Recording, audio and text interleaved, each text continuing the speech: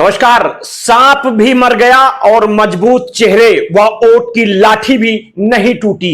यह है भाजपा की राजनीति और राजनीति के चाणक्य का डिसीजन। मीडिया कर्मियों से बातचीत करते हुए भरते थे कि दबदबा था और दबदबा रहेगा, वो कायम होता नहीं दिख रहा है। कारण है महिला पहलवानों के लगाए हुए यौन शोषण के आरोपों पर मामला बिगड़ रहा है।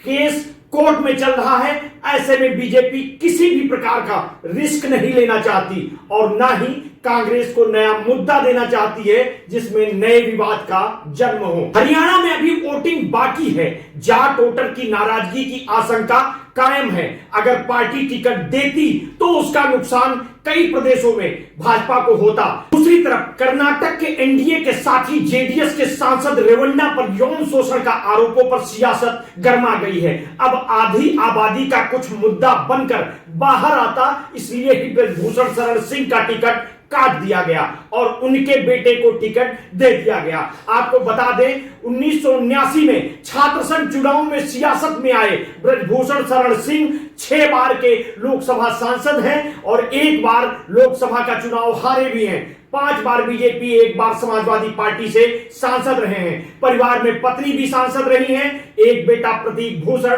पहले से ही विधायक है। अब दूसरे बेटे करण भूषण को पहली बार चुनाव लड़ने का मौका मिला है। 2014 में वो खुद नहीं बल्कि बेटे प्रतीक को लोकसभा का चुनाव लड़ाना चाहते थे, लेकिन पार्टी ने उन्हें टिकट नहीं दिया था। इस बार ब्रजभूषण खुद टिकट चाहते थे, लेकिन बेटे करण भूषण को टिकट मिला है। शायद इसीलिए क्योंकि क्षत्रिय वोट नाराजगी की कोई आशंका ना रहे। दूसरी बात, करण भूषण पर कोई आरोप नहीं है।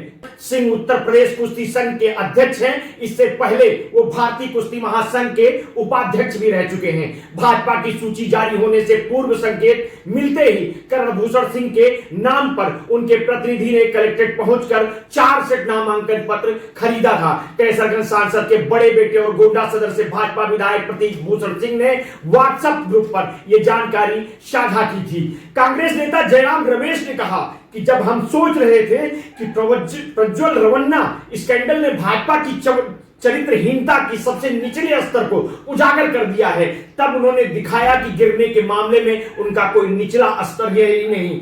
उन्होंने कई महिला पहलवानों के यौन शोषण के आरोपी ब्रजभूषण शरण सिंह को सम्मानित करते हुए उनके बेटे को टिकट दिया है। यह ऐसी पार्टी है जिसमें थोड़ी भी नैतिकता नहीं है। इसका नेतृत्व एक ऐसे व्यक्ति के हाथ में है जिसका मकसद सिर्फ और सिर्फ सत्ता में बने रहना है, चाहे इसके लिए किसी भी हद तक क्यों ना गिरना पड़े।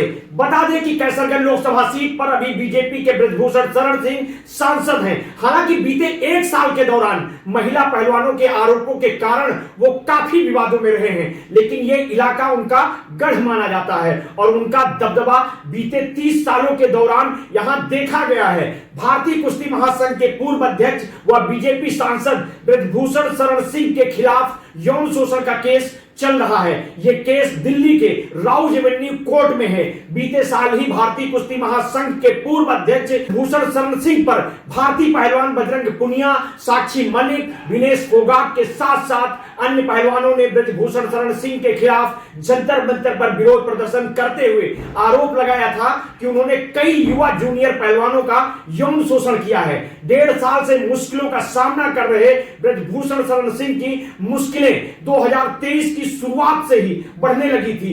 कई मौके आए जब विवादों से घिरे और कुश्ती से संघ से किनारा करना पड़ा। संसदीय चुनाव का समय आया तो टिकट की रस्साकसी शुरू हो गई। हाईकमान तक के ऑफर को ठुकराकर खुद का दावा ही ठोका। 26 अप्रैल को पहलवानों के मामले में आरोप तय किए जाने का वक्त 7 मई को तय होने के बाद उनकी दावेदारी पर संकट खड़ा हो गया। ब्रजभूषण शरण सिंह की जगह उनके बेटे करण सिंह को भाजपा का टिकट मिलने पर ओलंपिक पदक विजेता साक्षी मलिक ने निराशा जताई है। साक्षी ने सोशल मीडिया प्लेटफॉर्म एक्स पर लिखा है कि देश की बेटियां हार गई हैं, ब्रजभूषण जीत गया। हम सब ने अपना करियर दांव पर लगाया, कई दिन धूप बारिश में सड़क पर सोए, आज तक ब्रजभूषण को गिरफ्तार नहीं किया गया। हम कुछ नहीं मांग रहे थे, सिर्फ इंसाफ की मांग की थी। गिरफ्तारी छोड़ो, आज उसके बेटे को टिकट देकर अपने देश के करोड़ों बेटियों का हौसला तोड़ दिया है। टिकट जाएगा तो एक ही परिवार में क्या देश की सरकार एक आदमी के सामने इतना कमजोर है? प्रभु श्री राम के नाम पर सिर्फ वोट चाहिए, उनके दिखाए मार्ग का क्या? अब देखना होगा कि विपक्ष इस मामले को कितना उठाता है, इसे कितना मुद्दा बनाता है और इसका कितना असर भाजपा को होता है, क्योंकि कई मामलों में लगातार यौन शोषण से संबंधित मामले आ चुके हैं और बीजेपी को यौन शोषण मामले में लगातार घेरा भी जा रहा है। तो हमारे साथ जुड़े रहिए, समय समय पर हम आपको अपडेट देते रहेंगे। आपने अगर अभी तक हमारे इस चैनल को सब्सक्राइब नहीं किया है तो कर लीजिए, बेल आइकन दबाना ना भूलिए। अगर आपको हमारी स्टोरी अच्छी लगी तो हित मित्र शुभचिंतकों में इसे शेयर कर दीजिए। अपना ध्यान रखिए, बहुत बहुत धन्यवाद, साधुवाद।